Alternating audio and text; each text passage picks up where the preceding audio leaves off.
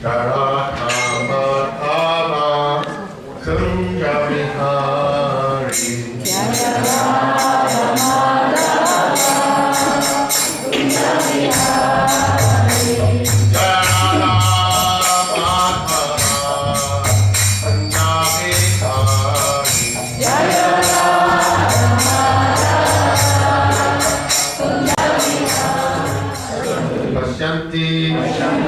Can see.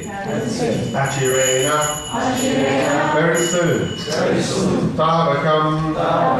Your translation. O Krishna, those who continuously hear, chant and repeat your transcendental activities, or take pleasure in others doing so, certainly see your lotus feet, which alone can stop the repetition of birth and death. The Supreme Lord, Sri Krishna, cannot be seen by our present conditional vision. In order to see him, one has to change his present vision by developing a different condition of life, full of spontaneous love of God. When Sri Krishna was personally present on the face of the globe, not everyone could see him as the Supreme Personality of Godhead. Materialists like Ravan, Hiranyakashipu, Kamsa, Jarasandha and Shishupal were highly qualified personalities by acquisition of material assets, but they were unable to appreciate the presence of the Lord. Therefore, even though the Lord may be present before our eyes, it is not possible to see him unless we have the necessary vision. And I know for myself, I find, certainly when I'm reading, and usually when I'm hearing, my Shravan is not very effective, it's not very good. Things just tend to wash over.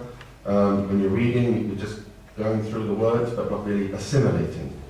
And there's a method by which one can enhance that, improve that experience. And so, if nobody objects, I was going to try and use more people, but my wife's here, and we often do this between us. So I'm going to demonstrate that while at the same time trying to bring out some understandings of what Srila Prabhupada is saying here. I'm not going to make any commentaries myself, really just trying to understand what's on the page. So the process I'll just quickly explain is that the first thing is to understand a point that Srila Prabhupada has made. Sometimes it's one sentence, sometimes it may be two. Prabhupada makes very powerful and profound points. And he may do that in several sentences. So what I attempt to do is, first of all, read it and see where the point is, try to understand that point, putting aside my response. In other words, whether I agree or disagree, however it makes me feel, bracket that for the time being and just really try to focus on the meaning.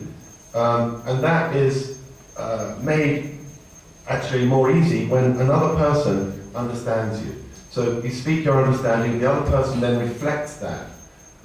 Active listening, I think some of you may be familiar, empathic hearing, and then gives you a chance to think a bit more and go perhaps a bit more deeply into the meaning. That's then followed by response. Response is in three levels. I won't have time to explain all that because time is so short. But the first level response is to clarify, deepen the understanding. Second level response is, do I accept this? Can I, is this challenging me in some way? Or does it, that's an actual response. And the third level response is application. We won't have time for the second or third level, but I will try to do the understanding on the first level with the assistance of my wife. I hope no one objects. So you'll hear the points twice.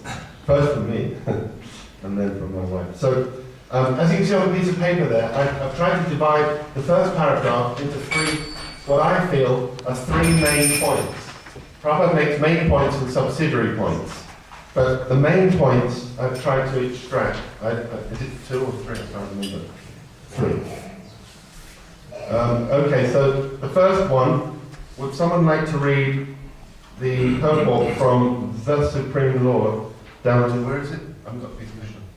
The necessary vision. Necessary vision, yeah. Actually face to face, the personality of Godhead, then you need to transform your vision. Some transformation has to occur to enable you. And he says what that is we have to develop a different condition of life. Our present conditioned life has to change to a different condition, full of spontaneous love. I understand Prabhupada saying the first thing is we have to develop this spontaneous love of God. He is saying that, Srila Prabhupada is explaining that until our vision changes from a maturely conditioned vision to a vision which is tinged with the sound of love of God, we will not be able to see Krishna. Even if Krishna comes and stands in front of us, as he does in form Shri Radhadesh, we won't actually see him. We'll simply see the deity or the marble statue. But if we follow a process which can transform our vision into one of devotion, then we'll actually see the Lord. Yeah. Yeah. And thank you. And to evidence that, Srila Prabhupada is saying that there were many personalities in the past, and he's named them, such as Radhadesh, Kashyapa, etc. Now, these were very materially advanced personalities, very powerful, for us inconceivably powerful, inconceivably intelligent, inconceivably opulent. They were so powerful. They had so many followers, so much wealth. They had everything that anyone in this material world might aspire to have. Not us, of course, because we're devotees, but materialists. But anyone who has these, Prabhupada said, even if you have all of these material qualifications, that doesn't make you qualified to see God. That's what I understand him to be saying in the second part here.